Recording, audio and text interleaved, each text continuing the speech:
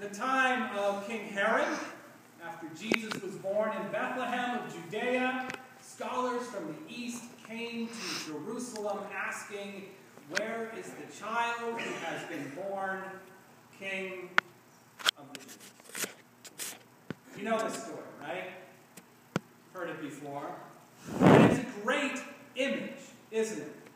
These scholars traveling across the desert, moving inexorably toward Bethlehem, with, granted, a brief stop in Jerusalem to visit Herod and reorient themselves. And then finally finding the baby and leaving their gifts, just like those in the Christmas cards, the nativity scenes, and the pageant. And mostly what we do during this season, and certainly on Epiphany Sunday, is commemorate that moment at the end of their journey. And I think that's partly because we may feel like we are at the end of ours. Certainly in the Christmas season sense. I noticed at some point this week, for example, one of our wreaths fell off the window. We're a little asymmetrical today, and I think a lot of us end the holidays a little bit asymmetrical. But perhaps the most amazing part of this journey was that it started at all. I mean, think of all the adventures, all the quests that never quite get off the ground. I know that I can think of quite a few in my own life. For example, sometimes I leave here on Sunday morning after coffee and worship, and someone will have said something to me that will have sparked an idea, and all energized, I will march back down the hill to the parsonage to make it a reality. And then I get my jacket off, and I have some lunch, and I notice that the Pats have a 1 o'clock kickoff. And by halftime, I don't necessarily even remember what it was that I was excited about. Now, in the Bible, the Magi just kind of appeared on the road, like little figurines or woodcuts. We don't see them packing. We don't see them discussing, fighting, arguing, and planning. But in our other reading today, we do. The Hobbit is about that struggle to get going and then to keep going. Something Tookish woke up inside Bilbo, and he wished to go and see the great mountains and hear the pine trees and the waterfalls and explore the caves and wear a sword instead of a walking stick. But then he shuddered, and very quickly he was playing Mr. Baggins of Bag End Underhill again. When I first read The Hobbit, either high school or middle school, I don't quite remember, I loved this book. But I really didn't get Bilbo Baggins. I read The Lord of the Rings first, where in breaking up the long periods of poetry and inaction, there were fights and battles and these great scenes of drama. And there were characters who were both noble and evil. The heroes, particularly those elves and dwarves and the humans from lost or desperate nations with mysterious names, were all mighty adventurers. And the bad guys in The Lord of the Rings were existentially dark and shockingly cruel. But in The Hobbit, those people would kind of show up and disappear. They have cameo appearances. You get the sense that something exciting is happening just outside our view. And instead, we follow the journey of a reluctant adventurer and a team of bearded curmudgeons who spend most of the time getting stuck in humiliating situations by encountering a variety of other curmudgeons. Some want to kill them, some want to steal their gold, and others just want them to go away. And also, this team of reluctant, curmudgeonly adventurers are not on some idealistic crusade. They're not saving the world.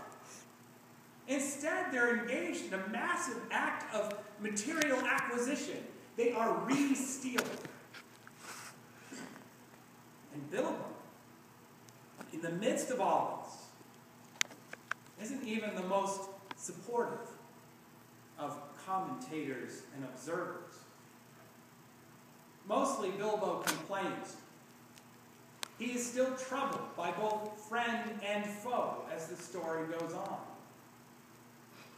For example, spoiler alert, but for example, he didn't see the climactic battle at the end, the Battle of Five Armies, as a heroic epic at all, but instead he viewed it as an avoidable disaster, which of course it was. But you aren't supposed to point things out like that in an epic fantasy story. In fact, Bilbo is misplaced in this kind of literature. He doesn't make the right kind of hero. He likes to be comfortable. He isn't particularly mighty.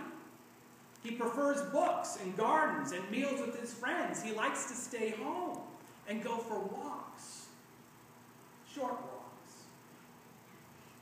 Unlike us, he is markedly susceptible to inertia. It has always been noted by Tolkien scholars, once there were Tolkien scholars, that Bilbo is the character who most resembles the author. And Tolkien spent most of his life teaching English at Oxford, which is a fine thing to do. But that's not the sort of person one expects to do well against goblins and dragons and trolls. But once I reached college and had a chance to read it again, I began to understand Bilbo a little bit better. And now as I wrap up my 10th year of living in the exact same place, a block away from my job, I begin to understand how heroic it really is to take a step into the unknown.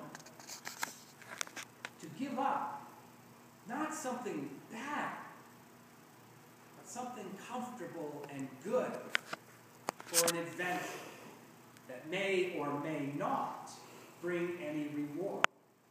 And that may, in fact, end in disaster.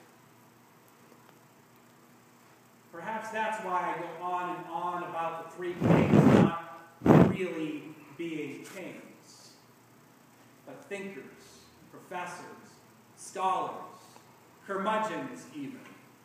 Not traveling alone across the desert in stately procession, but instead as part of a research party, experiencing setbacks and tragedies, crises and victories, large and small, perhaps even sensing the absurdity of their own situation, following some random star in the sky, and hoping, in the words of that Frank Turner song that Walker sang for us on the 23rd, hoping that the journey brought joys to outweigh the pain.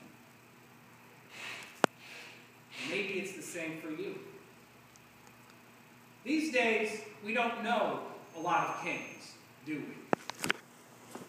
But normal people trying to break out of their own comfortable holes, I think that we understand. The quest for Bilbo, just like it was for the Magi, had to do more with the new experience, the deeper understanding, with wisdom and spirituality than it did with any noble effort or any less noble effort. In The Hobbit, gold was for the dwarves. Bilbo wasn't all that interested in it. For the Magi, gold was for giving away. Bilbo and those scholars were all just out to see the world. And they found, through leaving home, that there was more to it and them than meets the eye.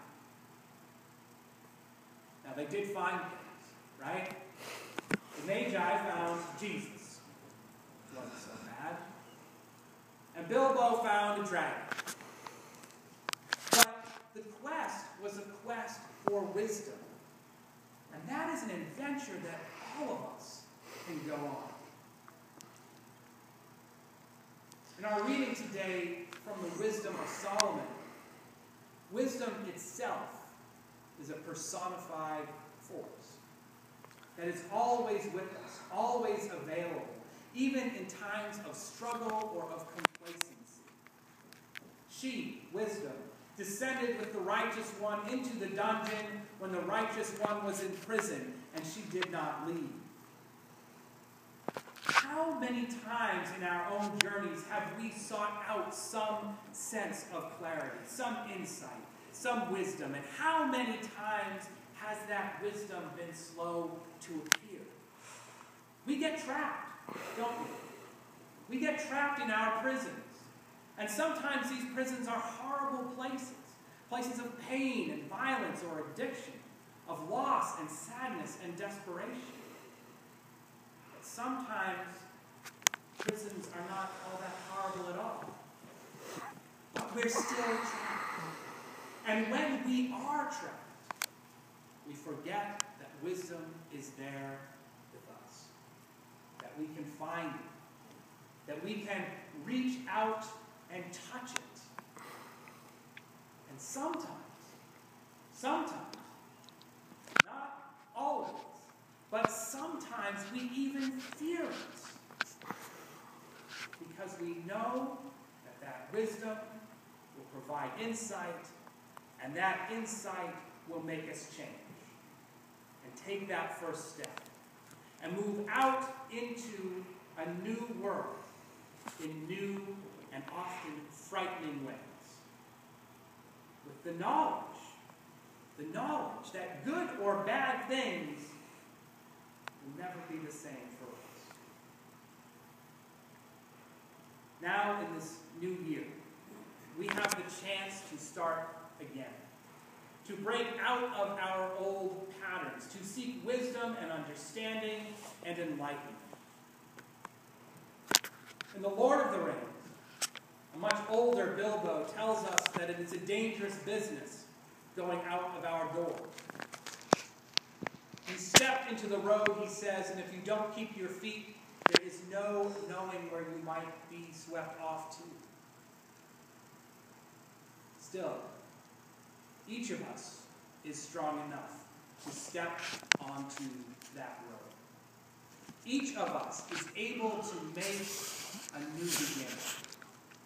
Each of us can grow and change and seek out wisdom on the journey. And all we need is the will and the vision and friends to support us and a goal. So let us take a moment in silence now to reflect on the turns in our own paths, to reflect on the road before us.